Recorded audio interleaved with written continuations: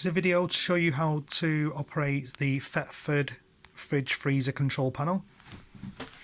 Okay, there's lots of different types of Thetford. This one has the two buttons here and then the power button. Now all you basically do for this one, press the power button there down below, and then you'll see the indicator. That does all the symbols and then goes off. Okay, so on the left hand side, this button here, if we just watch there, at the moment we're on mains, and then if I press that, that's for connection to the car battery when you've got your car engine on, when you're moving. Press it again, that's for gas, so that will be when your engine would be switched off, you're not connected to mains, you're not on a holiday camp.